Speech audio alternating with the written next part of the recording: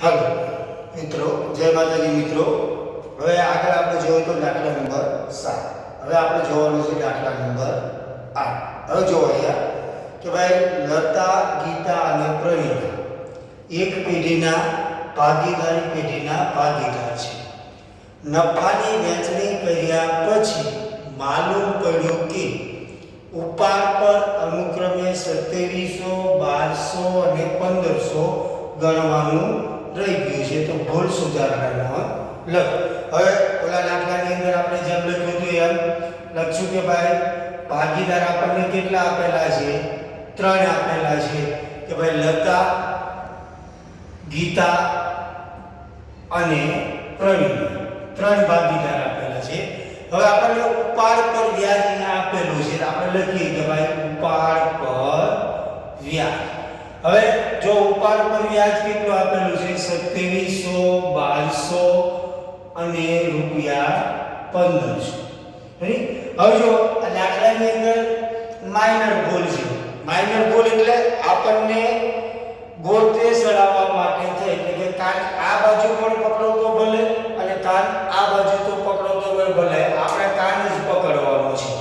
તો અહીંયા તમને જે ઉપાડ પર વ્યાજ આપેલું છે, ઉપાડ પર વ્યાજ તમને કીધું પાછું ગણવાનું રહી ગયું છે। હવે જો આ દાખલો છે અહીંયા તમને આપેલું ઉપાડ પર વ્યાજ 2700, 1200 અને 1500। તો આ વ્યાજ કેવું તમને આપ્યું? તો કે ભૂલ ભરેલું આપેલું, ભૂલથી આપણે કરી નાખ્યું કે ભાઈ મૂકી દીધું 2700, 1200 અને 1500। તો આપણને શું કીધું? ગણવાનું રહી ગયું છે। તો પહેલી વસ્તુ છે કે ભાઈ ઉપાડ પર જ્યારે તમને વ્યાજ મળે ત્યારે નફામાં શું થશે? વધારો થશે। નફામાં શું થશે? પહેલી વસ્તુ સાંભળજો, નફામાં વધારો થાય। નફામાં વધારો થાય તો ભાગીદારના મૂડી ખાતે હંમેશા શું થાય? જમા બાજુ અસર આવે। તો પહેલી વસ્તુ જો કે ભાઈ ઉપાડ પર વ્યાજ ગણવાનું રહી ગયું છે। તો ભૂલથી કેવું કર્યું છે આપણે? તો અહીંયા કોઈ પ્રમાણ આપણને આપેલું નથી પ્રમાણ આપેલું, એટલે કેવા ભાગે ગણ્યું છે? સરખા ભાગે। તો પહેલા આ રકમનો આપણે શું કરશું? સરવાળો કરશું મિત્રો કે ભાઈ 7 ને 2 9, 9 5 14, 14 નો ચોગડો વિદ્યાર્થી 3 4 ને 1 5 કેટલા આવી ગયા મિત્રો? 5400 ભાગ્યા ભાગીદાર કેટલા છે? તો કે ભાઈ 3 લતા, ગીતા અને પ્રવીણ। તમને અહીં ભાગ આપેલો છે? આપેલો નથી આપેલો, એટલે કેટલા આવશે? 3 આવશે એટલે 18 54 બધા ભાગીદારને કેટલો આવશે? ઉપાડ પર વ્યાજ એટલે કે 1800 રૂપિયા। હવે જો ઉપાડ પર વ્યાજ ગણવાનું રહી ગયું, ઉપાડ પર વ્યાજ ગણવાનું કેટલું રહી ગયું? તો કે ભાઈ 1800 પ્લસ 1800 પ્લસ 1800 અહીંયા કેટલા આવી ગયા? 5400।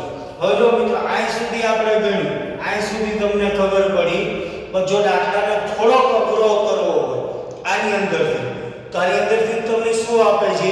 અહીંયા તમને પ્રમાણ આપી દે છે કે ભાઈ ભાગીદારનું પ્રમાણ છે નફા નુકસાનનું 4:3:3 છે। માનો કેટલું છે? 4:3:3 છે। તો આ જે 5400 છે, જે કુલ ઉપાડ આપણને આપેલો છે, એનો ભાગ તમારે કઈ રીતે પાડવાનો?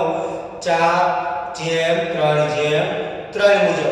પરંતુ અહીંયા ઉપાડ પર વ્યાજ આપણને આપેલું કે ભાઈ ભાગીદારનું પ્રમાણ આપણને આપેલું નથી આપેલું, એટલે આપણે સરખા ભાગે વહેંચ્યું છે। બરોબર યાદ રાખજો, જો પ્રમાણ આપેલું હોત તો આપણે કયા પ્રમાણ આવે છે? 4:3:3 જે પ્રમાણ આપેલું હોય તે।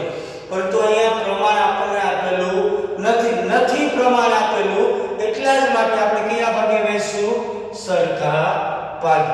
હવે જો આગળ કે આપણે ભાઈ માઈનસ પ્લસ આની અંદર કરીએ તો અહીંયા માઈનસ 900 પ્લસ 600 પ્લસ 300 માઈનસ આવે તેના ખાતે આપણે શું કરીએ છીએ?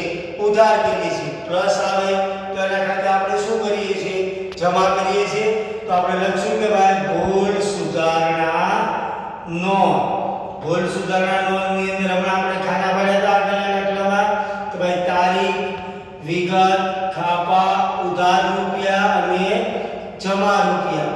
તો ભાઈ તારીખ, વિગત, થાપા, ઉધાર રૂપિયા અને જમા રૂપિયા. હવે જો માઈનસ આવે એના ખાતે આપણે શું કરવાનું હતું તો કે ભાઈ ઉધાર, તો ભાઈ લતાના મૂડી ઓબ્લિક ચાલુ ખાતે ઉધાર 900 રૂપિયા તે ગીતાના ચાલુ ઓબ્લિક મૂડી ખાતે 600 રૂપિયા તેમજ તે પ્રવીણાના મૂડી ઓબ્લિક ચાલુ ખાતે 300 રૂપિયા. બાબત છે કે ભાઈ ભૂલથી ઉપાડ પર વ્યાજ ગયું તેના. અહીંયા તમારી ભૂલ સુધારણા નોંધ પૂરી થઈ ગઈ મિત્રો. તો જો આની અંદર તમે જોયું કે ભાઈ દાખલો છે એ દાખલો એકદમ સહેલો છે.